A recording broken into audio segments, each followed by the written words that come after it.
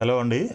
మనకి ఆల్మోస్ట్ తెలంగాణలో ఈ సంవత్సరం అడ్మిషన్స్ ఇంజినీరింగ్‌కి సంబంధించిన అడ్మిషన్స్ ఆల్మోస్ట్ మనం క్లోజింగ్‌లోకొచ్చేసాము. సో, ఇప్పటివరకు మనకి ఏ కాలేజ్‌లో అడ్మిషన్ వస్తుంది, ఏ బ్రాంచ్‌లో అడ్మిషన్ వస్తుంది, కౌన్సెలింగ్ ద్వారా వస్తుందా? లేకపోతే బి కేటగిరీ ఆర్ మేనేజ్మెంట్ కోటాలో తీసుకుందామా? ఏది తీసుకుంటే బావుంటుంది? ఏ కాలేజ్ తీసుకుంటే బావుంటుంది? ఏ కోర్స్ తీసుకుంటే బావుంటుంది? ఫ్యూచర్ ఎలా ఉంటుంది? సాఫ్ట్‌వేరా బెటరా? లేకపోతే ఈసీఈ బెటరా? ఇంకా అదర్ బ్రాంచెస్ ఏమైనా బెటరా? అనేది ఇలాంటి ఆలోచనల్లో క్వెషన్స్‌తో ఇన్ని రోజులు మీరు టైం అయితే గడిపేశారు. అదేవిధంగా ఆల్మోస్ట్ ఇప్పుడు మనం ఫైనల్ ఫేజ్‌లో వచ్చేసాం గాబట్టి మీకు కాలేజెస్ అన్నీ గూడా ఫిక్స్ అయి ఉంటాయి. మేబీ ఎవరైతే మేనేజ్మెంట్ కోటాలో సీట్ తీసుకోవాలనుకుంటారో మేబీ వాళ్ళు ఇంకా ట్రై జేసుకోవడానికి టైం అయితే ఉంది. ఆహ్, సో, ఎనీవే ఫైనల్‌గా అయితే మనకి ఏ కాలేజ్‌లో అడ్మిషన్ తీసుకున్నా గూడా మీకు సంబంధించిన క్లాసెస్ ఎప్పుడు స్టార్ట్ అవుతాయి అనేది ఆ కాలేజ్ వాళ్ళు మీకు ఇన్ఫర్మేషన్ ఇస్తారు. మీరు కాలేజీలో వెళ్లి ఎప్పుడైతే రిపోర్ట్ చేస్తారో, ఆ రిపోర్ట్ చేసినప్పుడు మీరిచ్చిన మొబైల్ నంబర్‌కి మెసేజ్‌లు పంపిస్తూ ఉంటారు కాబట్టి ఓరియంటేషన్ క్లాస్ ఎప్పుడుంటుంది, అదేవిధంగా క్లాస్ వర్క్ ఎప్పుడు నుంచి స్టార్ట్ అవుతుంది, ఇలాంటి డీటెయిల్స్ అన్నీ గూడా పర్టిక్యులర్‌గా ఆ కాలేజ్ నుంచి మీకు ఇన్ఫర్మేషన్ అయితే రావడం జరుగుతుందనమాట. సో, అదేవిధంగా మనము సో, మీరు ఏదైతే కాలేజీలో ఐ మీన్ కొన్ని కాలేజెస్ ఏమో జేఎన్‌టీయూ అఫిలియేటెడ్ ఉంటాయి. కొన్ని కాలేజెస్ ఏమో ఉస్మానియా అఫిలియేటెడ్ ఉంటాయి. ఇలా మీ యొక్క కాలేజ్ ఏ యూనివర్సిటీ అఫిలియేటెడ్ అనేది ఒకసారి మీరు చూసుకోండి. యాక్చువల్‌గా దానికి సంబంధించి ఈరోజు వీడియోలో మనము సిలబస్ ఎలా ఉంటుంది, ఏంటి అనే దాని మీద మీకు కొంచెం ఎక్స్‌ప్లెయిన్ చేయడం కోసం ఈ వీడియో చేస్తున్నాను. సో, ఇప్పటివరకు ఛానెల్‌ని సబ్స్క్రైబ్ చేయనట్లయితే దయచేసి సబ్స్క్రైబ్ చేసుకోండి. సో దట్ మీకు ఇంకా ఫర్దర్ గైడెన్స్ కానీ, లేకపోతే ఇన్ఫర్మేషన్ గానీ, అలర్ట్స్ కానీ ఇలాంటివన్నీ గూడా వస్తూ ఉంటాయి. మీ ఫ్రెండ్స్‌కి, మీ బ్రదర్స్, సిస్టర్స్ ఎవరైనా ఫర్దర్‌గా ఎంసెట్, జేఈఈ, నీట్ రాసేవాళ్ళుంటే వాళ్ళకి కూడా షేర్ చేయండి. వాళ్ళకి కూడా రికమెండ్ చేయండి మన ఛానెల్‌ని. సో, ఇక చూసుకుంటే మనకి సిలబస్‌లోకి వెళ్ళాలి. సిలబస్ అనేది ఇక్కడ అకాడమిక్స్‌లో మీరు ప్రోగ్రామ్స్ ఆఫర్డ్ అనే లింక్ క్లిక్ చేసినట్లయితే ఇక్కడ లెఫ్ట్‌లో మీకు సిలబస్ అని ఉంటుంది చూడండి. సో, సిలబస్‌లో ఈ విధంగా మనకి R22 అని ఉంటుందనమాట. R22 B Tech mining course structure and syllabus. అదేవిధంగా ఇక్కడ B Tech aeronautical engineering first and second year syllabus. ఈ విధంగా మనకి పీడీఎఫ్ డాక్యుమెంట్స్ అయితే ఇక్కడ మెన్షన్ చేసి ఉంటాయన్నమాట. సో, మీరు ఏ కోర్స్‌లో జాయిన్ అవుతున్నారు అనేది చూసుకొని దాని ప్రకారంగా మీ యొక్క కోర్స్ స్ట్రక్చర్ ఏంటి, సిలబస్ ఏంటి అనేది గూడా ఇక్కడ మొత్తం క్లియర్‌గా చెక్ చేసుకోవచ్చు. నేను ఈ లింక్‌ని మీకు కింద మన వీడియో కింద డిస్క్రిప్షన్‌లో షేర్ చేస్తాను. సో, ఒక్కసారి ఇక్కడ చూద్దాము. మనము B Tech CSC AIML course structure and syllabus అని ఉంది కదా! అంటే ఇది సీఎస్ఎం అనమాట. CSM code computer science and ఇంజినీరింగ్‌లో artificial intelligence and machine learning. So, దానికి సంబంధించిన కోర్స్ స్ట్రక్చర్ అండ్ సిలబస్ చూసుకున్నట్లయితే ఇది చూడండి, ఇక్కడ అంతా మనకి క్రెడిట్ బేస్డ్ సిస్టమ్ అనమాట ఇది. ఇది నేను జస్ట్ ఎగ్జాంపుల్ కోసము ఈ యొక్క కోర్స్ చెప్తాను. మిగిలిన కోర్సులకి మీకు ఆటోమేటిక్‌గా అర్థమైపోతాయి. సో, మీ కోర్స్ స్ట్రక్చర్ ఏంటి, మీ కోర్స్ ఏంటి అనేది చూసుకొని దాని ప్రకారంగా మీ సిలబస్ ఓపెన్ చేసి చూసుకోవచ్చు. సీఎస్‌సి ఐఓటీ ఉంది ఇక్కడ, బీ ఫార్మసీ ఉంది, కంప్యూటర్ సైన్స్ సాఫ్ట్‌వేర్ ఇంజినీరింగ్ ఉంది. అదేవిధంగా డేటా సైన్స్ ఉంది. సీఎస్‌సి డేటా సైన్స్ తర్వాత ఓన్లీ ఏఐఎంఎల్ ఉంది. ఓన్లీ ఏఐడీఎస్ ఉంది. తర్వాత సైబర్ సెక్యూరిటీ ఉంది. ఇంకా అదే విధంగా మనకి చాలా ఉన్నాయి మీ కోర్సులకు సంబంధించి. B Tech, CSE course structure and syllabus, ECE, triple E, IT, mechanical ఈ విధంగా మనకి కోర్స్ వైస్‌గా ప్రతి కోర్స్‌కి అప్డేట్స్ అయితే ఉన్నాయి ఇక్కడ సిలబస్. చూడండి, ఇక్కడ ఫస్ట్ సెమిస్టర్ తీసుకున్నట్లయితే ఇది జేఎన్‌టీయూకి సంబంధించిన సిలబస్ అనమాట. Jawaharlal Nehru technological university Hyderabad B Tech in computer science and engineering AI and ML. Course structure and syllabus R22 regulations అనమాట. Okay.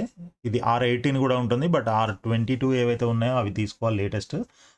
Applicable from academic year 2022-23 batch. Okay. ఇక్కడ చూడండి, మీకు సీరియల్ నంబర్ అంటే మొత్తం ఒక 10 ఉన్నాయి. 10 సీరియల్ నంబర్‌లున్నాయి. అయితే దాంట్లో ప్రాక్టికల్ ఎన్ని, థియరీ ఎన్ని అనేది కూడా ఇక్కడ మనకి క్లియర్‌గా మెన్షన్ చేసి ఉంటుంది చూడండి. ఇక్కడ ఇది కోర్స్ కోడ్ అనమాట. ఓకే. కోడ్స్ అన్నీ గూడా మీరు జాగ్రత్తగా తర్వాత చూసుకోండి. ఇప్పుడు అవసరం లేదు. సో, మ్యాట్రిసెస్ అండ్ కాలిక్యులస్ ఆహ్, ఇది లెక్చర్ అవర్స్. ఎల్ అంటే లెక్చర్ అవర్స్ అంటారు. టీ అంటే ట్యుటోరియల్స్ అంటారు. పి అంటే ప్రాక్టికల్స్ అంటారనమాట. ఓకే. సో, ఈ 3 ఉంటాయి. అన్నిటికి 3 ఉండకపోవచ్చు. కొన్నిటికి ఈ 2 ఉంటాయి. కొన్నిటికి ఒకటే ఉంటుంది. కొన్నిటికి ఈ ఒకటే ఉంటుంది. ప్రాక్టికల్స్ మాత్రమే ఉంటాయి. ఇప్పుడు ల్యాబ్ అనుకోండి ఓన్లీ ప్రాక్టికల్స్ ఉంటాయి. థియరీ అనుకోండి lecture hours and tutorial hours అని ఉంటాయి. సో, ఇలా మీకు ఏమేమి ఉన్నాయి దేనికి అనేది ఇక్కడ చూసుకోవచ్చు. దాని ప్రకారంగా ఈ సబ్జెక్ట్‌కి ఎన్ని క్రెడిట్స్ ఉంటాయి ఈ మొత్తం.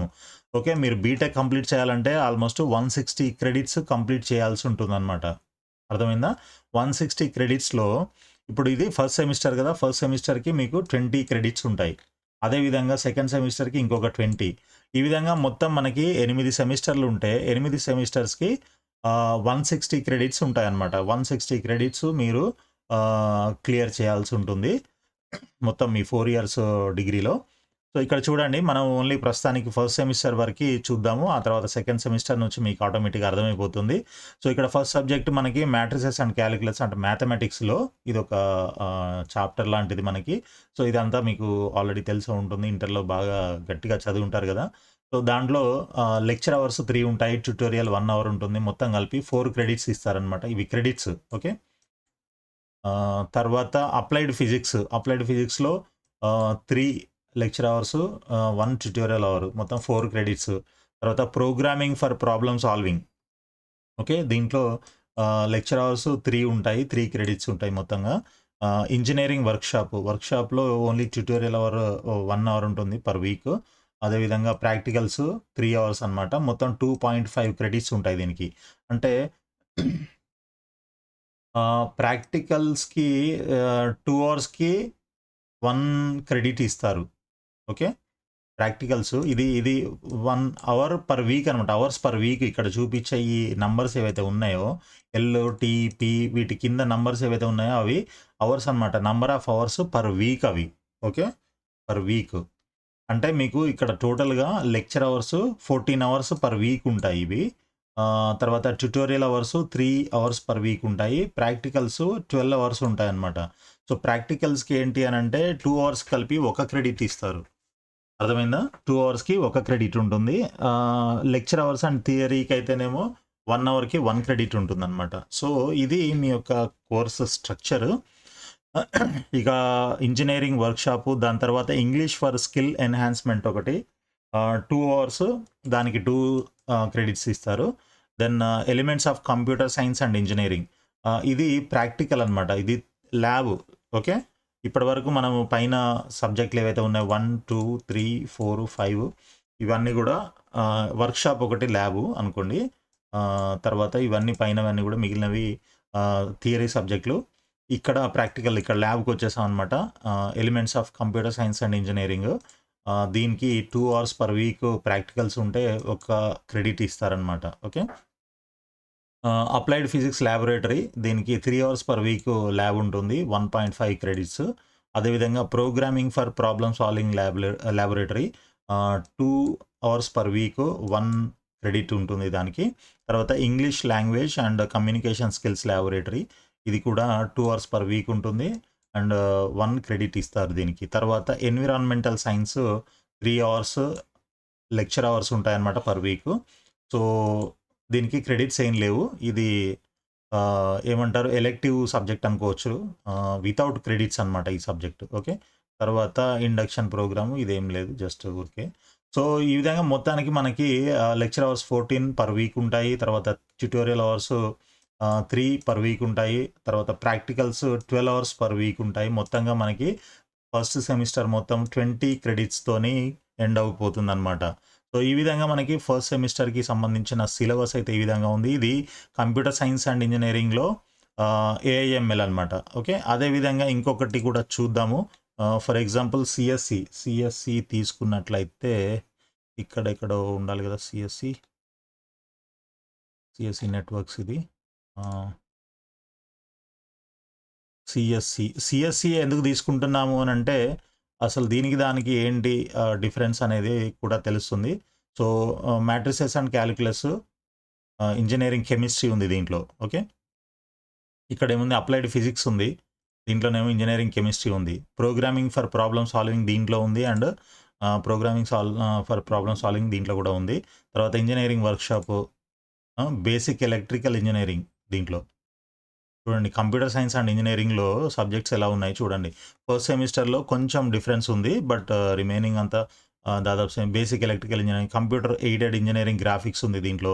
తర్వాత elements of computer science and engineering. Okay. ఇది దీంట్లో కూడా మనకి elements of computer science and engineering. అదేవిధంగా ఇంజినీరింగ్ కెమిస్ట్రీ ల్యాబొరేటరీ దీంట్లో కూడా మనకి అప్లైడ్ ఫిజిక్స్ ల్యాబొరేటరీ ఉంది. Okay. Then programming for problem solving laboratory. ఇక్కడ ప్రోగ్రామింగ్ సేమ్ ఉంది. తర్వాత language skill, communication skills laboratory. ఇది కూడా ఇక్కడ సేమ్.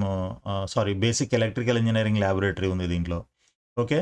సో, ఇది ఈ కంప్యూటర్ సైన్స్ అనేది మనకి బేస్ కోర్ సబ్జెక్ట్ కాబట్టి దీంట్లో కొంచెం డిఫరెంట్‌గా ఉన్నాయి. ఒక 3, 4 సబ్జెక్ట్స్. సో, మిగిలినవి ఎలా ఉన్నాయి కూడా సెకండ్ సెమిస్టర్‌లో కూడా ఒకసారి చూద్దాము. సెకండ్ సెమిస్టర్‌లో ordinary differential equations and vector calculus, engineering chemistry, computer aided engineering graphics, basic electrical engineering, electronic devices and circuits, Python programming laboratory, తర్వాత engineering chemistry laboratory, basic electrical engineering laboratory, IT workshop ఇవి ఉన్నాయి. So, సిఎస్సిలో second sem తీసుకుంటే digital electronics, data structures, computer oriented statistical methods, computer organisation and architecture, object oriented programming through Java, data structures lab, object oriented programming language Java lab through Java lab, data visualization R programming Power BI. Okay. Gender sensitization lab. So, ఇవి subjects అనమాట. Second సెమిస్టర్కి వచ్చేసరికి కొంత variation అయితే వచ్చింది. So, ఆ తర్వాత ఇంకా థర్డ్ సెమిస్టర్, ఫోర్త్ సెమిస్టర్ ఈ విధంగా మీకు ఉంటాయి. వాటిల్లో మీ యొక్క సబ్జెక్ట్‌ని బట్టి, ఐ మీన్ మీ కోర్సుని బట్టి దాంట్లో సారీ, దాంట్లో ఎలాంటి సబ్జెక్ట్స్ ఉండాలి, ఏంటి అనే దాని ప్రకారంగా ఈ సిలబస్ స్ట్రక్చర్ డిజైన్ చేయడం జరిగింది. దానికి తగ్గట్లుగా క్రెడిట్స్ ఉంటాయి. సో, ఇవి మీకు పోను పోను ఆటోమేటిక్‌గా అర్థమవుతుంటాయి. మీరు ఒకసారి ఫస్ట్ సెమిస్టర్‌లో జాయిన్ అయ్యారు అనంటే తర్వాత నుంచి ఇంకా మీకే క్లారిటీ వచ్చేస్తుందనమాట. కాబట్టి మీ సబ్జెక్ట్స్ ఏంటి, మీకు సంబంధించిన గ్రూప్ ఏదైతే బ్రాంచ్ తీసుకున్నారో, ఏదైతే కోర్స్ మీరు తీసుకున్నారో ఫైనల్‌గా, సో, దానికి సంబంధించిన సిలబస్ మీకు ఈ పేజ్‌లో ఉంటుంది వెబ్‌సైట్‌లో. కావాలంటే మీరు మీ సిలబస్‌కి సంబంధించిన కోర్స్ ఓపెన్ చేసుకొని, పీడిఎఫ్ ఓపెన్ చేసుకొని చెక్ చేసుకోవచ్చు. నేను ఈ లింక్‌ని మీకు కింద మన వీడియో కింద డిస్క్రిప్షన్‌లో మీకు షేర్ చేస్తాను. కాబట్టి మీరు దీని నుంచి డైరెక్ట్‌గా క్లిక్ చేసి ఓపెన్ చేసి చూసుకోవచ్చనమాట. ఓకేనా ఫ్రెండ్స్? సో, వీడియో నచ్చినట్లయితే లైక్ చేసి మీ ఫ్రెండ్స్ కూడా షేర్ చేయండి. సో, వాళ్ళందరికీ కూడా ఉపయోగపడుతుంది. అదేవిధంగా సబ్స్క్రైబ్ చేయడం మాత్రం మర్చిపోవద్దు. దయచేసి అందరూ సబ్స్క్రైబ్ చేయండి. అండ్ ఫర్దర్ అప్డేట్స్ కూడా ఉంటాయి. ఫ్యూచర్‌లో ఇంకా మీకు ఎలాంటి ఇన్ఫర్మేషన్ యూజ్ అవుతుందో అవన్నీ కూడా మీకు అప్డేట్స్ అన్నీ పంపిస్తూ ఉంటాను. వీడియోలో షేర్ చేస్తూ ఉంటాను. సో, మీకు బీటెక్ ఒకటే కాకుండా, గైడెన్స్ ఒకటే కాకుండా ఇంకా అదర్ ఎంప్లాయ్‌మెంట్ ఆపర్చునిటీస్ ఎలా ఉన్నాయి, కరెంట్ ట్రెండ్ ఎలా ఉంది, బయట మార్కెట్‌లో జాబ్ ఆపర్చునిటీస్ ఎలా ఉన్నాయి, ఇలాంటివన్నీ కూడా డీటెయిల్స్ అన్నీ కూడా మీకు రెగ్యులర్‌గా వస్తూ ఉంటాయి. కాబట్టి మీరు తప్పకుండా ఛానెల్‌ని సబ్స్క్రైబ్ చేయండి. So, all the best friends. Thank you so much. మళ్ళో వీడియోలో మళ్ళీ కలుద్దాము. Thank you.